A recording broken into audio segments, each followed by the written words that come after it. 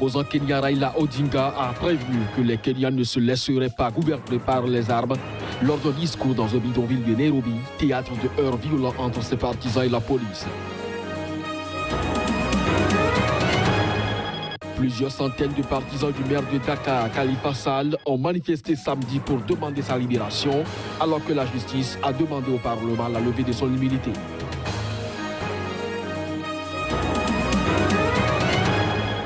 En Égypte, 75 ans après la bataille d'El Alamein, les mines restent dans le désert un danger pour les populations et un obstacle pour son développement. On en parlera dans cette édition.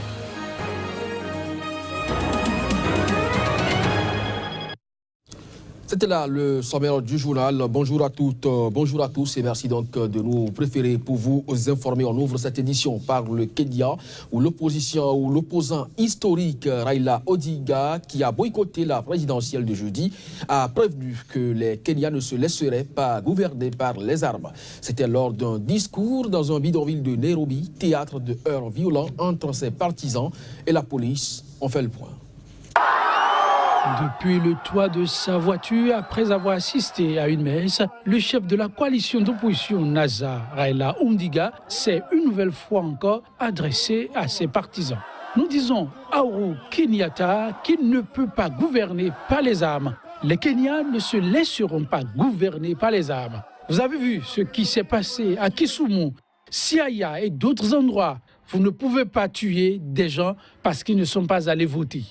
Il faisait référence ainsi aux affrontements violents cette semaine entre partisans de l'opposition et la police dans ces villes de l'ouest du pays, fief de l'opposition. Au moins 9 personnes ont été tuées par balle depuis jeudi dans ces bastions de l'opposition.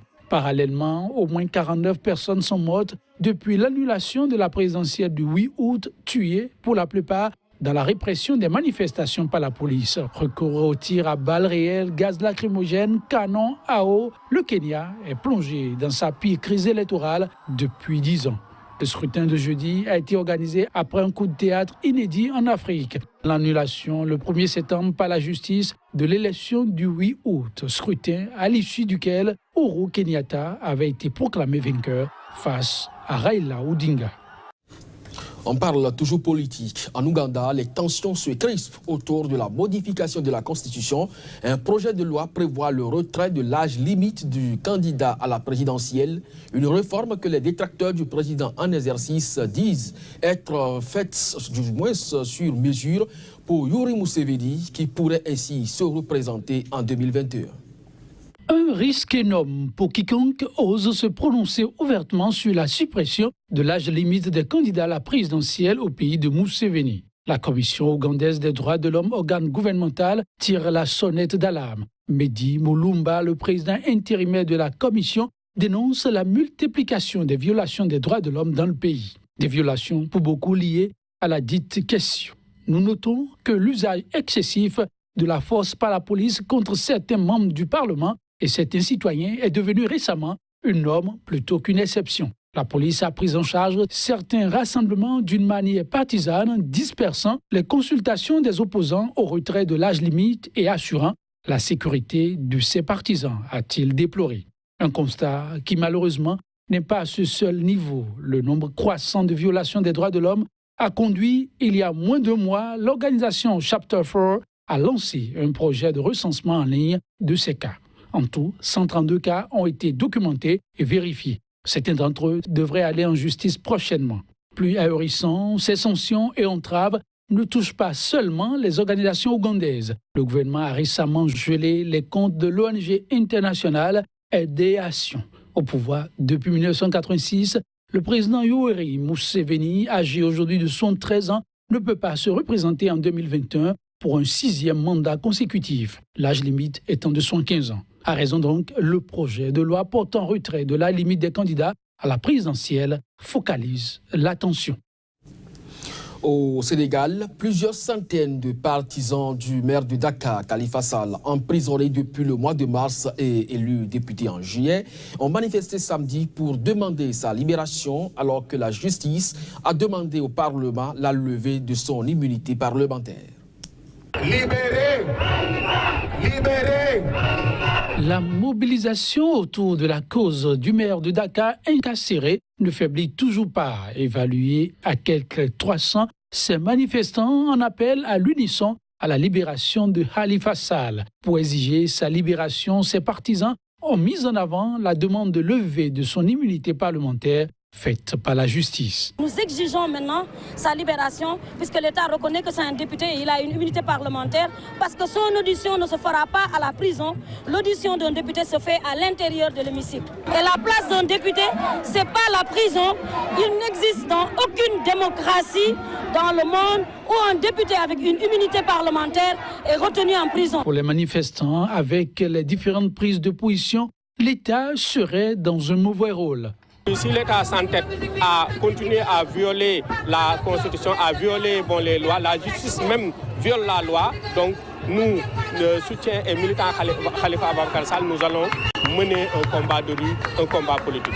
Parce que nous sommes convaincus qu'aujourd'hui, le combat n'est plus un combat judiciaire.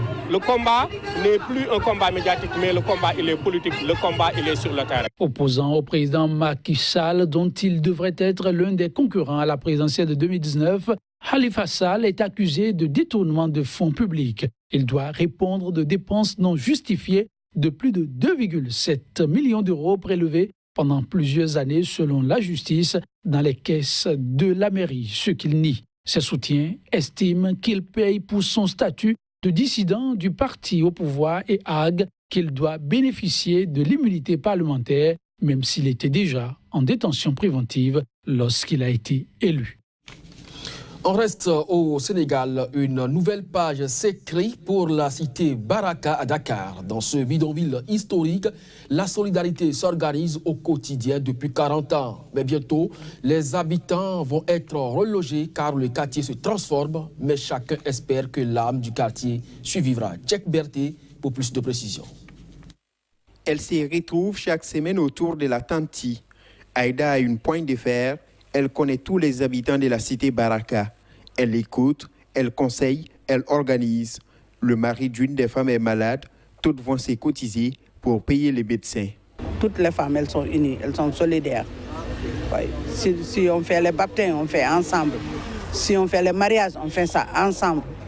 S'il y a des décès, on fait ça ensemble. Je ne peux pas protéger tout le monde. Ouais, je fais mon mieux. La solidarité, c'est le maître mot ici.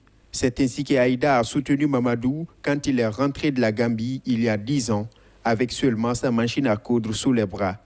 Maintenant, il est un référent à la cité, président des parents d'élèves, gestionnaire d'une mutuelle de santé. Ils m'ont aidé parce qu'ils m'ont ouvert les portes. J'ai eu aucun handicap. Grâce à ce terrain, j'ai pu évoluer. C'est le terrain qui m'a soutenu. Parce que ici à Dakar, si la vie est chère, c'est parce que tu payes la location. Mais si tu ne payes pas la location, tout est facile pour toi. Pas de loyer ici. Le terrain appartient au domaine national. Alors on se cotise, on partage, on s'entraide, on cohabite sans heurts. Mais bientôt ces habitations anarchiques vont disparaître. Le bidonville aura un nouveau visage, des immeubles avec plus de 200 appartements. Amadou, Sununu et Ousmane font partie du comité de développement du quartier. Ils expliquent aux habitants ce qui va changer avec les nouveaux logements. Les animaux ne pourront plus rentrer dans les maisons. La cuisine ne se fera plus sous le bas de la porte. Je suis prête à abandonner ça pour avoir une meilleure vie, une meilleure habitation. La solidarité sera comme avant. Je verrai mes voisins et tout ça là. Le projet de l'ONG allemande s'appelle la Nouvelle Baraka. Tous espèrent ici que ce sera en effet une nouvelle chance et que le plus important perdurera, la solidarité. En Égypte, 75 ans après la bataille d'El Alamein, les mines restent dans le désert un danger pour les populations et un obstacle au développement, un véritable handicap pour les plages vierges de la côte nord du pays, situées non loin et qui semblaient pourtant promises au tourisme. Reportage. C'est un fléau qui aurait dû finir avec la Deuxième Guerre mondiale. Mais 75 ans après la bataille d'El Alamein, qui mit fin aux ambitions d'Hitler et Mussolini sur Alexandrie et le canal de Suez, des mines oubliées continuent de tuer dans le vaste désert du nord de l'Égypte. Alors ce contingent de démineurs de l'armée tente de sécuriser la zone. Chaque démineur balaie une zone particulière et nous planifions le travail du jour suivant. Si le démineur détecte quelque chose, il marque la position avec un drapeau rouge.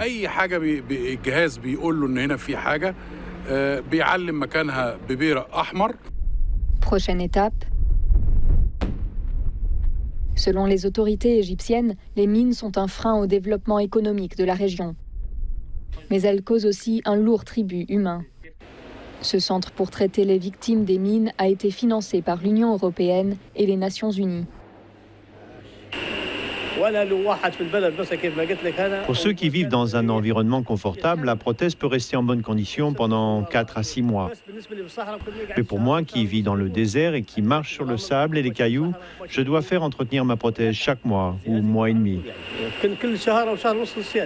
En 2014, l'UE a versé 4,7 millions d'euros pour aider au déminage d'El Alamein. Résultat, les accidents ont diminué. Elle a aussi financé des campagnes de sensibilisation, comme ce programme éducatif pour les enfants.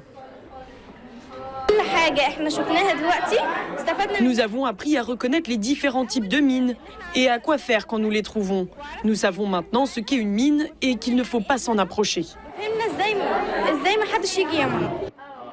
En plus du fastidieux travail de déminage, les autorités espèrent que l'éducation sauvera la nouvelle génération des vestiges mortels du passé.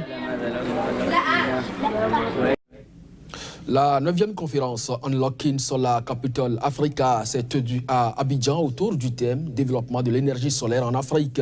Cette rencontre qui se tient pour la première fois à Abidjan après l'édition de l'année dernière au Nigeria a rassemblé plus de 350 décideurs échangeant sur les possibilités de financement dans l'énergie solaire en Afrique. Parmi eux, African Guarantee Fondi qui a présenté à cette occasion sa possibilité de croissance verte. Reportage Chris Paterne à Sémian.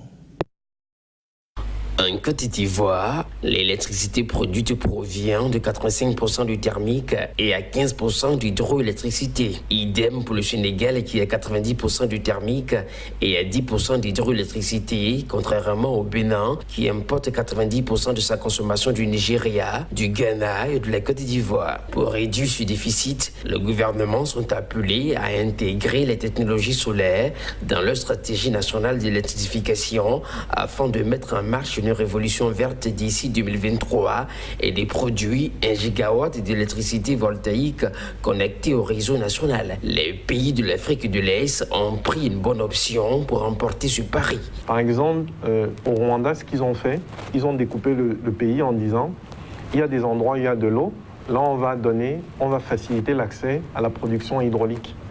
Dans les montagnes qui sont inaccessibles, ça nous coûterait trop cher de faire le réseau électrique normal, on va faire ce qu'on appelle le solaire décentralisé. Et en Afrique de l'Ouest, ces expériences sont dans les cartons.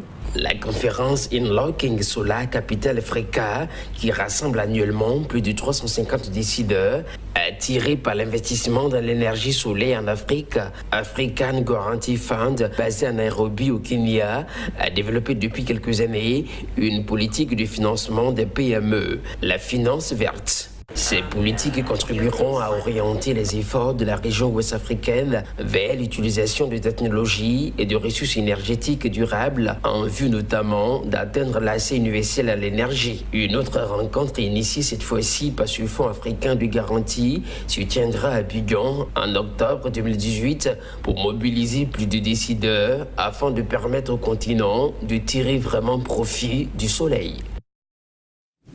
Voilà, c'est sur cette information que cette édition se referme. Merci à vous de l'avoir suivi. Très bonne suite de programme sur SNICA.